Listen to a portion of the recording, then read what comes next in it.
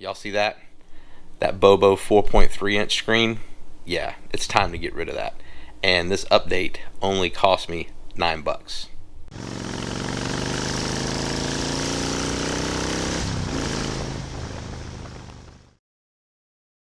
Hey y'all, welcome to the channel. My name is Sean. This is UCM Pig. Some of you have made comments about my Bobo 4.3 inch stock Harley radio, and it's time to upgrade that. So this upgrade I'm doing relatively on the cheap. Now what I'm upgrading to is just another stock radio, but it's the 6.5 GT, not the GTS. I'm aware there's a GTS now that's a 100% touchscreen without the soft buttons, but this is a major upgrade from the 4.3. And the cool thing about this, if you're in the same situation as me, if you're trying to get out of that 4.3 and get a little more functionality out of your infotainment system, things like navigation and stuff like that, sometimes you can get these things next to nothing, and that's exactly what I got this for. Nothing. My good friend Rob, again, you guys have met Rob, he's ridden with me before. He helped me get my fender extension for this bike.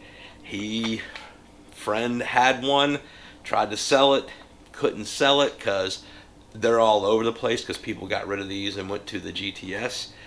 Just gave it to me. Says it works. We're going to find out. Now, one thing that I don't have, let me put this down.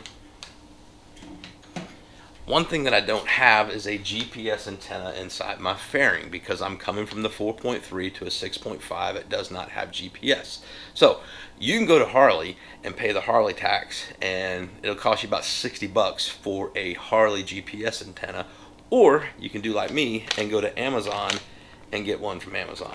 This one cost me $9, and you may say, oh, you get what you pay for. I'm aware of that. It's $9. But the big thing you're looking for is the blue connection when it comes to GPS antennas. The Harley one is a blue connection as well. I've already tested it. This connects right in. I've read reviews. People have used this same antenna on a Harley. It says it works, and it works great at a fraction of the cost. So this is the GPS antenna we're going to be putting in. It will be inside the fairing, basically right here on top of the stereo is where it will be sitting in there, up here near the vent. So not going to be a play-by-play. I'm going to get the outer fairing off. Not going to show you how to do that. There's a lot of videos. I have a video showing you how to do it.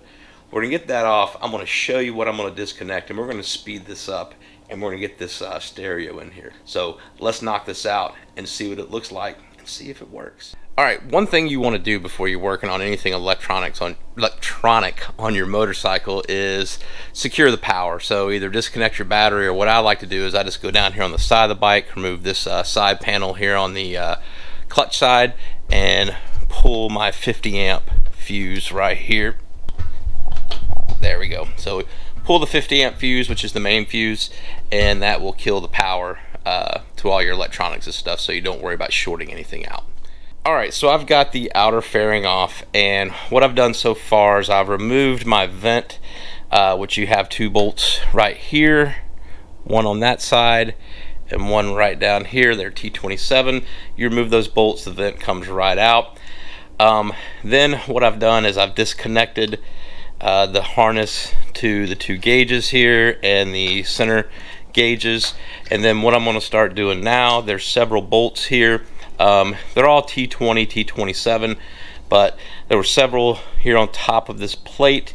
There's one here and one here, and then there's two on this side and two on that side.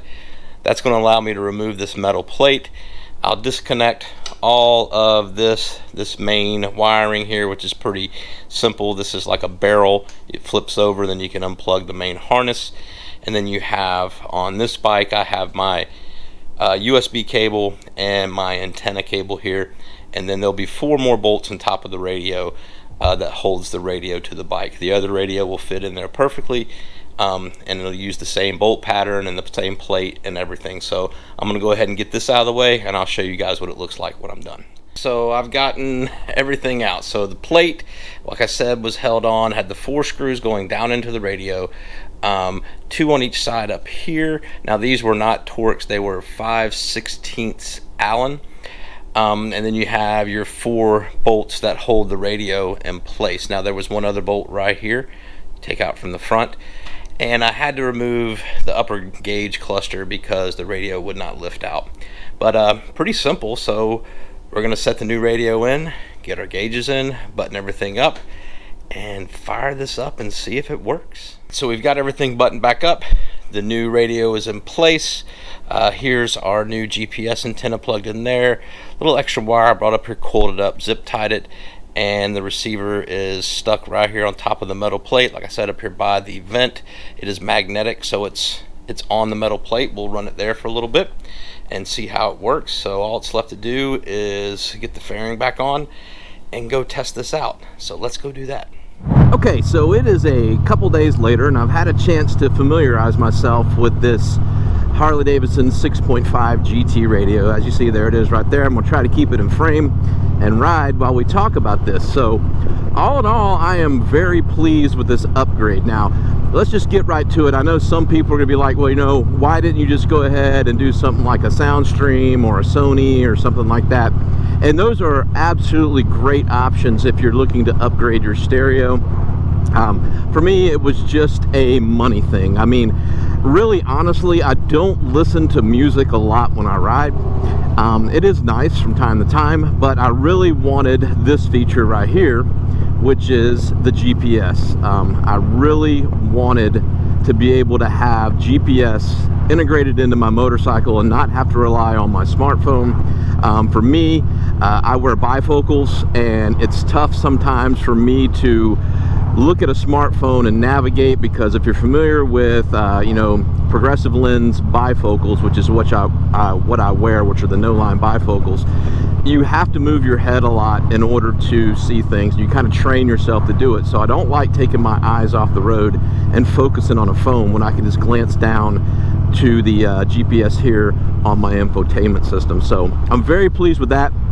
And the $10 GPS antenna appears to be working great. Zero problems with it. I've got a good strong signal, and I haven't had any issues with that. Let's go back to some of the other things that I've noticed with this stereo. First of all, this stereo probably came out of a Street Glide, maybe a Road Glide, with a 2-speaker setup. Now, some of you may have heard about getting a boom box, you know, radio flashed by the dealer. Well, that is absolutely true if you're going to the GTS, which is the complete touchscreen radio that has Apple CarPlay and all that stuff. It has to be flashed by a dealer when you install it in another bike, or it will beep constantly. Now, the GT, I haven't had any problem with beeping. However, because this radio probably originated in a Street Glide or Road Glide, you know, standard early Rushmore bike with a 2-speaker audio system, it is only recognizing my front speakers. I don't even have the option to fade or balance to my rear speakers. Nothing is coming out of my rear speakers. So after some research online, I've discovered I am going to have to get it flashed. I reached out to my to Southside Harley Davidson down in Virginia Beach, and I actually have an appointment for Thursday to get it flashed. They said it's a pretty quick process, probably no more than a half hour of labor, if that. So I'm anticipating maybe $50 or so, maybe 60, to get this radio flashed. So even with that, getting an upgrade like this for under $100 is a big deal to me. Like I said, there is some functionality I don't have. Of course, I don't have CarPlay and stuff like that, but I can still Bluetooth my phone. I can still stream music if I want to. I have navigation, and not to mention, it is just a better looking head unit. It looks a lot better than the 4.3 boom that came in this early Rushmore bike. And this is just an ultra classic. It's a bare bones bike, so that gives me a little more of an upgrade. So I'm pretty pleased with this upgrade. You guys tell me what you think in the comments. Would you consider doing this? Are you in the same situation as me? I did a lot of research online, and I didn't find a lot on YouTube and stuff doing a 4.3 to a 6.5 upgrade. Maybe it's just a timing thing. It was probably something that was done a long time ago, and I'm a little late to the party, but it might be affecting somebody now that's purchased a used bike and want to upgrade. Because like I said, these stereos, if you go look on, you know, Facebook Marketplace and Craigslist and stuff, they're all over the place, and you can probably get them at next to nothing. Like I said, you could probably find one in one of your friend's garage sitting in a Rubbermaid tote somewhere, and they're just like, yeah, take it, I don't want it. So that's it for this week. That's my recent upgrade to Noella May. Looking forward to learning more about the stereo. Been playing with the Harley Davidson app for trip planning and stuff like that. And again, I know there's a lot of opinions on that, but it's, in my opinion, an improvement to what I had. So let me remind you guys to like, comment, and subscribe. And as always on my channel, if you don't feel like typing words, just leave me an emoji. Let me know you were here. I would greatly appreciate that.